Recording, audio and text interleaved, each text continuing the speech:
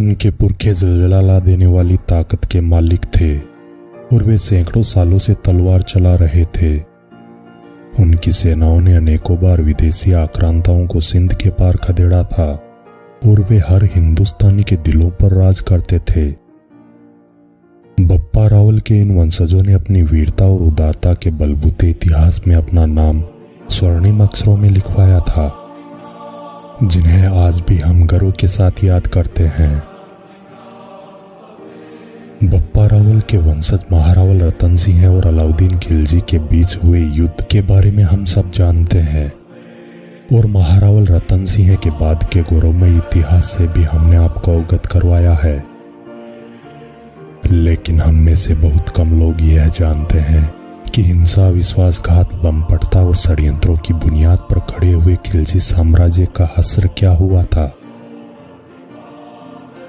ईस्वी सन 1296 में अलाउद्दीन खिलजी ने अपने चाचा जलालुद्दीन की नरशंस हत्या के बाद उसके राज्य पर कब्जा कर लिया था और शासन के संभावित दावेदारों को भी खत्म कर दिया था। गद्दी पर बैठने के बाद उसने कई राज्यों पर आक्रमण कर निरंकुश शासन की स्थापना की। रणथंबोर, चित्तौड़, जैसलमेर और कई जगहों पर अलाउद्दीन खिलजी के आक्रमण के कारण लाखों लोग मारे गए और स्त्रियां अपने सतीत्व की रक्षा के लिए जौहर की ज्वाला में कूद पड़ी। खिलजी ने अपने राज्यकाल में कई जगह बड़े बड़े नरसंहार करवाए। उस समय अलाउद्दीन खिलजी आतंक का पर्याय बन चुका था। जनवरी 1316 ईस्वी में मानसिक स्थिति बिगड़ने और बीमारी के चलते अलाउद्दीन खिलजी का निधन हो गया। अलाउद्दीन के बाद उसका 7 वर्षीय पुत्र शहाबुद्दीन खिलजी सल्तनत के सिंहासन पर बैठा। मलिक काफूर नए सुल्तान का संरक्षक बना। यहां आपको बता दें, शहाबुद्दीन को गद्दी पर काफूर ने ही षड्यंत्रपूर्वक बैठाया था ताकि उसका संरक्षक बन सत्ता अपने हाथ में रख सके। मलिक काफूर ने खिलजी के बड़े पुत्र खिजर खां को षड्यंत्रपूर्वक कैद करवा दिया था, जिसे बाद में अंधा करवा दिया गया और अन्य पुत्रों को भी कैद करवा दिया गया। काफूर ने अलाउद्दीन खिलजी के तीसरे पुत्र मुबारक खां को मारने के लिए आदमी भेजे, पर मुबारक ने उन्हें गले का हार देकर अपना बना लिया और उन्हीं से मलिक काफूर की हत्या करवा दी।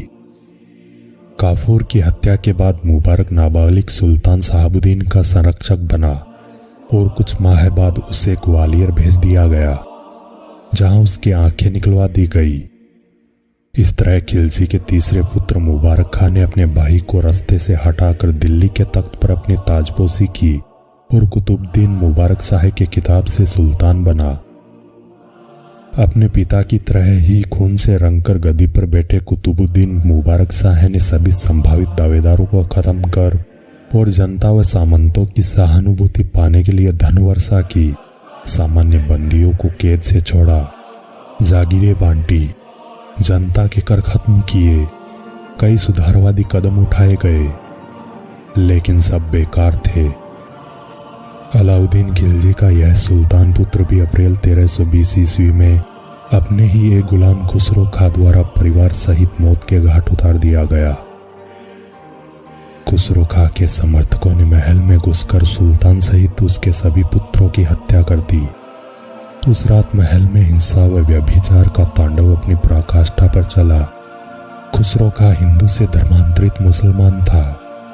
तत्कालीन इतिहासकार खुसरो बर्नी आदि ने उसे गुजरात की खार, बरादू या बरवारी जाति से उत्पन्न बताते हैं।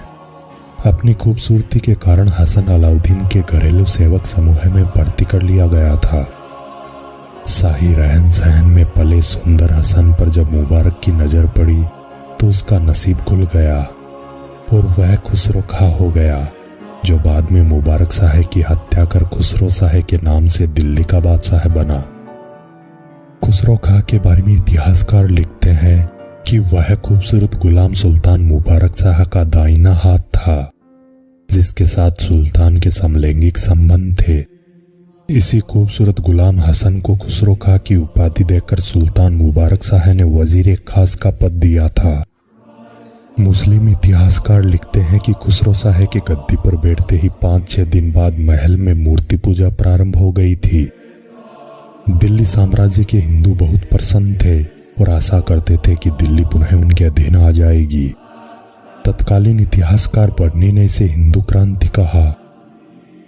हिंदुओं के प्रति उसकी अनपेक्षित उदारता के चलते कट्टर मुस्लिम शक्तियां उसके खिलाफ लामबंद हुई और उसे सत्ता से हटा दिया गया।